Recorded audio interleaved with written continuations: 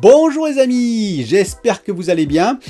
J'espère que vous avez passé une bonne soirée de Noël. Alors je sais que pour certains ça n'a pas été facile, hein. Il y en a qui travaillent, puis il y en a qui se retrouvent seuls pour diverses circonstances. Bon j'espère que voilà, la passion du jeu et les passions diverses qu'on peut avoir, ça permet d'avancer.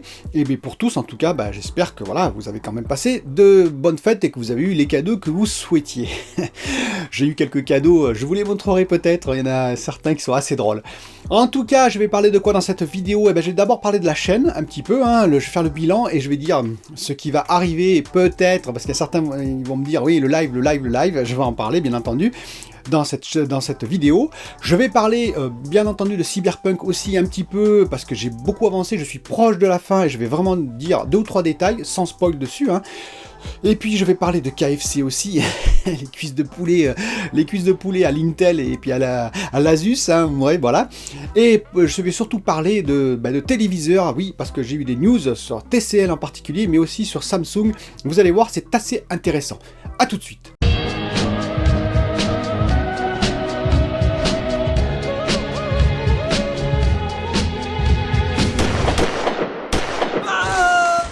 Alors commençons par le bilan de la chaîne. Qu'est-ce que je vais vous dire? Je vais vous dire que déjà merci à tous, parce que c'est grâce à vous, grâce à ma communauté qui reste assez présente, que j'avance, doucement mais sûrement. Alors j'avance plutôt doucement au mois de décembre, j'ai déjà expliqué. Est-ce que je suis arrivé à un plateau de verre? Je pense que oui, honnêtement. Vous savez, les fameux plateaux avant de remonter, avant de rebondir. Il y a beaucoup de youtubeurs, vous savez, j'ai regardé par exemple Lusty, un petit peu sa carrière, il a dû changer totalement un jour, on va dire, de direction pour vraiment exploser.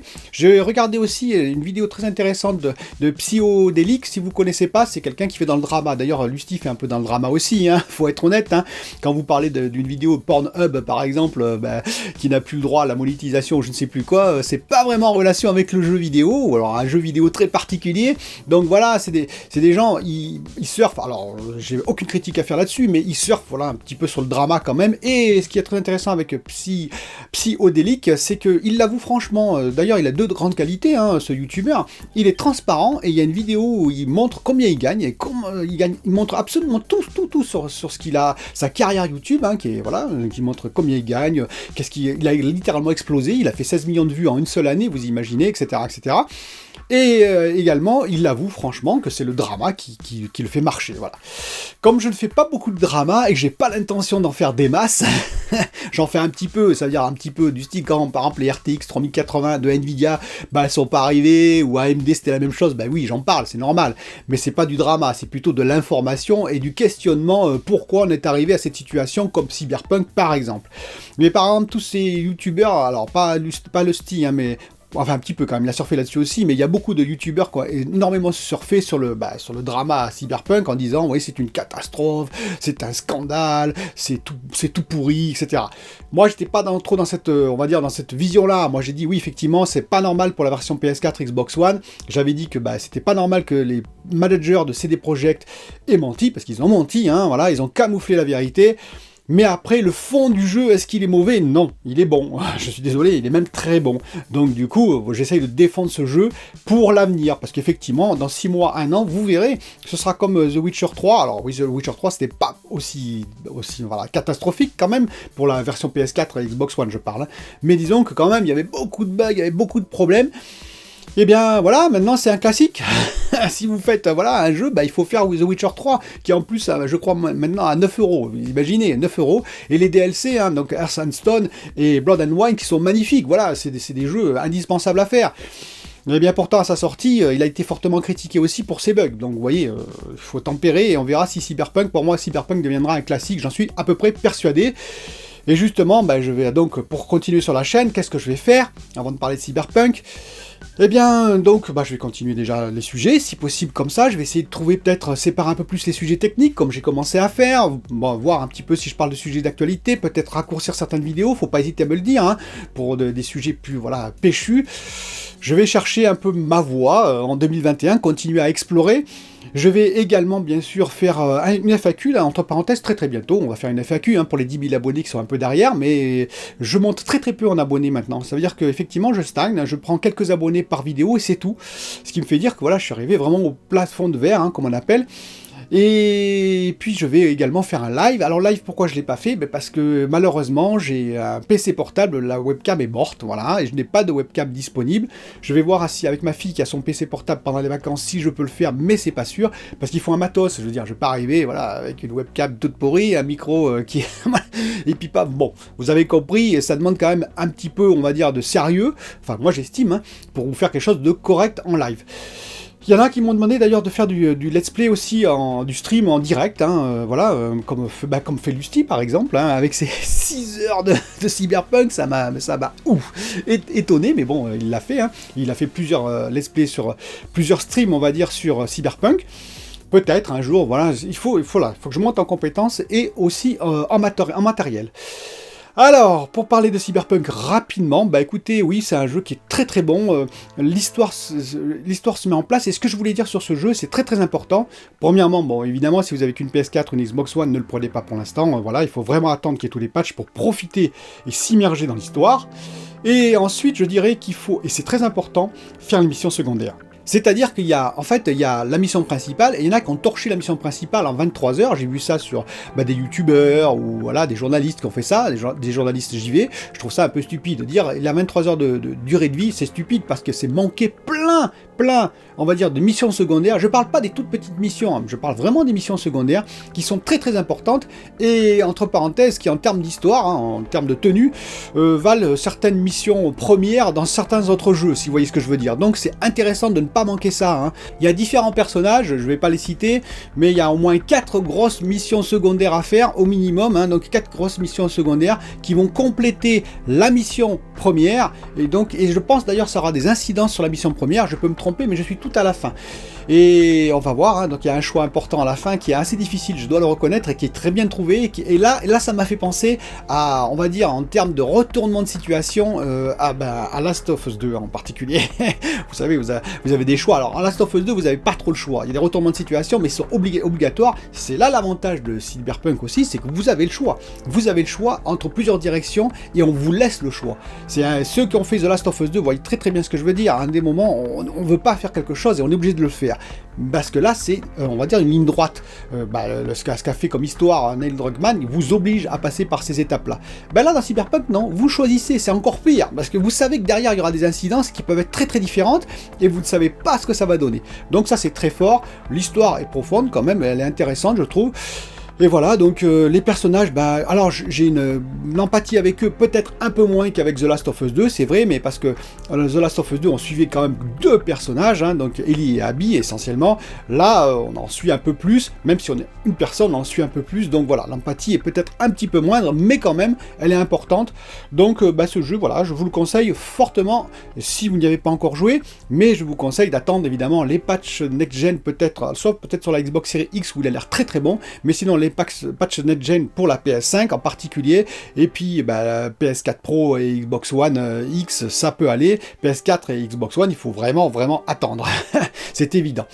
Alors la KFC console sur laquelle tout le monde s'est excité, et certains ont dit « Ah oui, mais si, c'est vrai, regarde, il y a des spécifications techniques. » Non mais, pour moi j'y crois pas, même si Intel a dit, même si Asus a confirmé, etc. J'y crois guère, voilà, Seagate, etc. J'y crois guère, honnêtement, voilà, je vous le dis. Après, ça peut être un objet de collection, mais déjà, est-ce que ça va concurrencer? Parce qu'ils disent, on va écraser la PS5 et la Xbox Series X. Je pense qu'il y a beaucoup d'humour là-dedans, hein, bien entendu.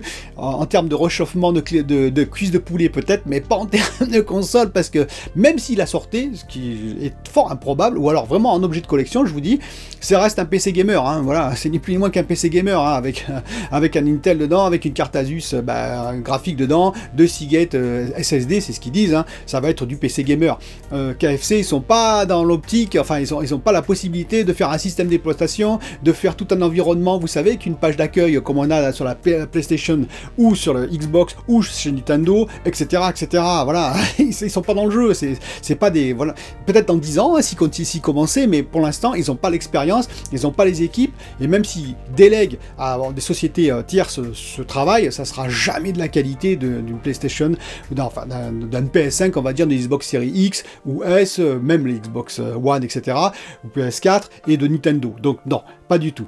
Alors si c'est un PC gamer, je vous conseille vivement d'acheter un PC gamer, hein, parce que là vous allez payer cher l'objet, et ça va pas bien tourner. En plus, bon, chauffer des cuisses de poulet avec, il s'en amuse, hein, avec la ventilation de votre jeu, etc. Donc c'est bon. C'est un bon poisson d'avril, il y a certains qui ont cru, il y a plein de monde qui a cru, hein. Honnêtement, il y en a plein qui se sont dit « Ah oui, mais c'est possible, etc. » Donc je vous dis, c'est peut-être un objet qu'ils peuvent faire, oui, peut-être, mais ça m'étonnerait, parce qu'après, quand vous faites un objet comme ça, vous l'achetez, vous voulez que ça marche. Oui, les gens qui y croient, ils veulent que ça marche, ils veulent un PC, et vous imaginez tous les problèmes qu'il peut y avoir, je veux dire, de maintenance, de retour, de SAV, je suis pas sûr que KFC, ils aient bien envie de s'occuper de ça, ils n'ont pas de retour de cuisse de poulet, alors s'il faut qu'ils s'occupent de retour, de matériel, voilà, donc je n'y crois pas du tout. Pour moi, l'affaire est réglée. On verra si j'ai tort. Si j'ai tort, j'en parlerai de cette super console KFC. Je vous rappelle, à 4K 240 images secondes. Hein, voilà, donc déjà qu'on a du mal à faire ça avec une RTX, les RTX 3090 ou les RX 6900 XT, voilà. Je vais pas en dire plus. Et maintenant, venons-en au principal sujet, les téléviseurs. Et oui, les téléviseurs, 2021, je vous en parle beaucoup, et je vous parle beaucoup de TCL. Vous allez dire, mais il est sponsorisé par TCL, c'est pas possible. C'était comme la dernière fois avec GeForce et puis avec le Shield Pro TV. Non, pas du tout. Et la preuve, j'ai un téléviseur LG CX. Donc voilà, TCL ne m'a pas beaucoup sponsorisé là-dessus. Hein, un petit appel du pied au cas où.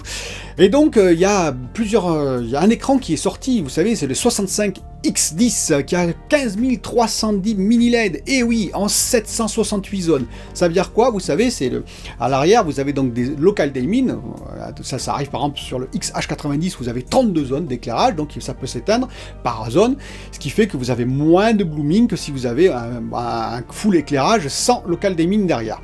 Eh bien, TCL, ils ont fait fort, puisqu'ils ont fait des mini LED, hein, c'est eux qui ont vraiment lancé ça sur le marché, et avec le 65X10 que vous avez actuellement, qui est quand même à 2000 €, je le trouve un peu cher, je vous avoue, même pour TCL, eh bien, il y a donc 768 zones, et oui, parce que c'est des groupes de 20 mini LED, hein, ce qui permet quoi? Ce qui permet un blooming fortement diminué à 768 zones, imaginez, hein, et ce qui permet aussi une forte luminosité, parce que les groupes de 20 mini LED, ça amène à 2000 candélas par mètre carré, oui. Ils avaient annoncé plus de 1500, et les numériques ont mesuré 2000, enfin, à peu 1950 candélas par mètre carré. Forte luminosité, c'est pas pour vous aveugler, je vous rappelle, c'est que ça permet une dynamique très importante, et la dynamique très importante, c'est hyper essentiel pour le HDR, HDR10 en particulier, alors HDR10+, ça c'est Samsung, mais Dolby Vision, etc. Ça permet effectivement d'avoir une dynamique suffisamment large pour pouvoir afficher en même temps on va dire, des zones très très lumineuses et des noirs profonds. Si vous n'avez pas assez de luminosité, le HDR finalement ne sert pas à grand chose. Et c'est d'ailleurs le problème des OLED. Alors les OLED s'en sortent pas trop mal, hein, parce qu'on est, par exemple le CX, on est autour de 800-900 candélas par mètre carré. Mais il faut savoir que les plus hauts OLED, c'est le Panasonic, hein, le Panasonic HZ2000 je crois, qui est à 1000 candélas par mètre carré, et c'est vraiment le plus grand en termes de luminosité, de pic de luminosité sur le marché actuellement. Donc TCL, ça promet beaucoup, sauf que ils ont une roadmap 2021 et même 2023 qui a l'air très très intéressante. Et oui, imaginez, en 2021, TCL annonce un nouveau téléviseur qui va remplacer probablement le 65X10, qui aura 3840 zones. Et oui, 3840 zones et non plus 768 zones. C'est-à-dire par paquet de 4 mini LED et non plus 20 mini LED. Ce qui veut dire que le blooming sera quasiment disparu. Avec une luminosité qui sera augmentée. Alors on a déjà 2000 candélas par mètre carré mesurés par les numériques. Vous imaginez, si on a 2500 en termes de luminosité, c'est juste énorme.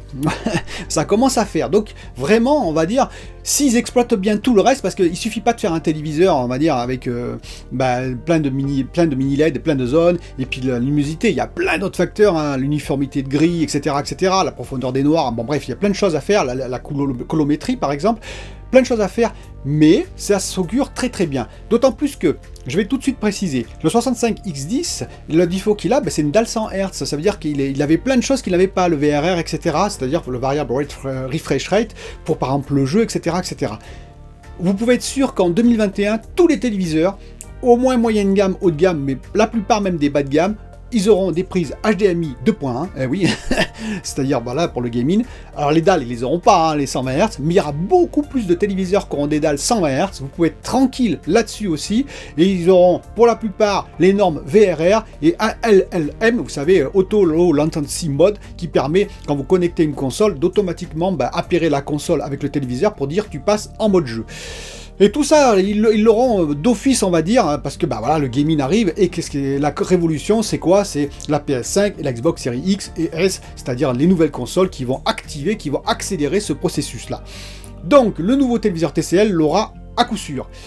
Il aura donc le HDMI 1, 2.1, 120 Hz, VRR, LLM, et puis normalement TCL comme Hisense, en plus ils proposent les deux normes, c'est-à-dire HDR10+, et Dolby Vision. Comme ça, ils mettent tout le monde d'accord, et il n'y a plus besoin d'avoir des spécificités à la Samsung, ou à la Sony, indépendamment, etc. etc.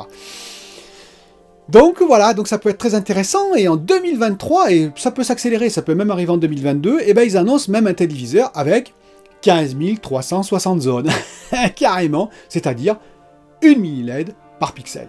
Voilà, les mini LED seront plus puissantes quand ça arrivera, vous aurez une luminosité qui sera supérieure encore à ce qu'il va faire déjà le téléviseur, le nouveau TCL l'année prochaine, et vous aurez plus de blooming en théorie, puisque chaque pixel sera indépendant, comme le OLED, les uns des autres.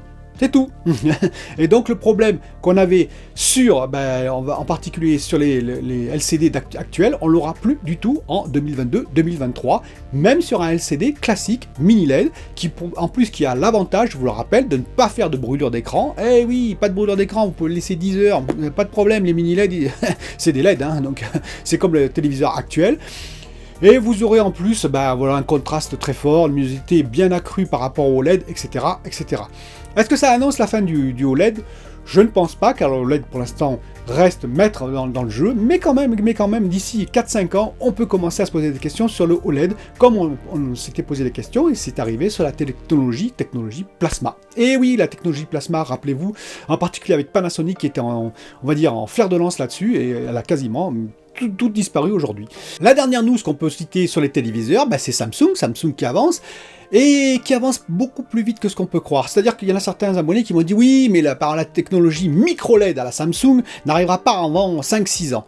Eh bien écoutez, c'est pas sûr. Moi je mets un petit billet sur la table pour vous dire que ça va aller beaucoup plus vite que ce que vous croyez. Parce que actuellement ils vont vendre un écran de 110 pouces à 128 000 €. Ok, je reconnais, c'est très cher.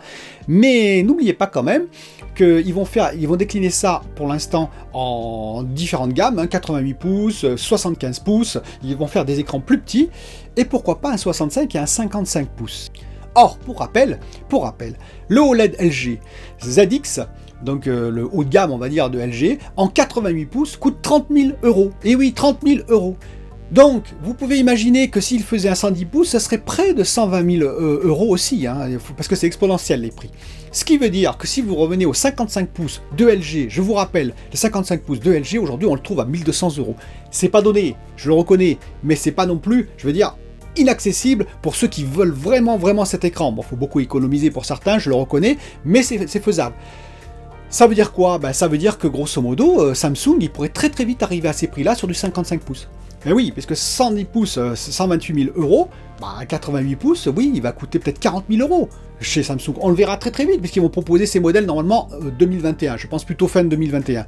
Et donc si c'est 40 000, 30 000, 40 000, vous voyez qu'un 55 pouces, s'ils le font, il pourrait être, au début bien entendu, il sera un peu plus cher, hein. Il sera peut-être à 2 000 €, ou 2 500, voilà, peut-être 3 000 €, ok. Mais très vite, dès l'année 2022, voire 2023, ça va baisser et ça va devenir accessible. Donc je pense qu'on n'attendra pas 5-6 ans pour voir les micro-LED arriver, et si les micro-LED arrivent, eh ben moi je vous dis que la technologie OLED, elle aura un coup dans l'aile, parce que micro-LED, je vous dis, c'est le top du top en termes de luminosité, c'est ni plus moins que les OLED, avec tous les avantages du LCD, c'est-à-dire pas de brûlure, pas de marquage, etc. etc. Donc tout ce que vous avez comme sur la technologie LCD, vous l'avez également sur le micro-LED, voilà. Mais en plus, avec tous les avantages aussi du OLED, donc des noirs parfaits, des angles de vision parfaits, etc. etc. Bref, luminosité du LCD aussi. Donc voilà, on va voir ce que ça va donner 2021. Le CES qui va arriver bientôt, je vais le suivre, hein, je vous l'ai dit, c'est en janvier, donc ça va arriver. Je vais suivre le Consumer Electronics Show, hein, parce qu'il va y avoir plein de choses intéressantes, et je vous ferai mes retours. N'hésitez pas à commenter, à dire ce que vous voulez pour la chaîne, etc. Le live, je vous l'ai dit, ce n'est pas oublié du tout, c'est technique, hein, mais on va le faire, la FAQ, je vais la faire très bientôt, parce que comme ça vous pourrez déjà poser des questions et j'y répondrai hein, dans une émission un peu spéciale FAQ. Et puis la chaîne continue, si vous préférez des formats courts, etc., ou des formats comme ça, ou si vous trouvez ça très bien, n'hésitez pas à me dire. J'attends vos commentaires nombreux, à bientôt.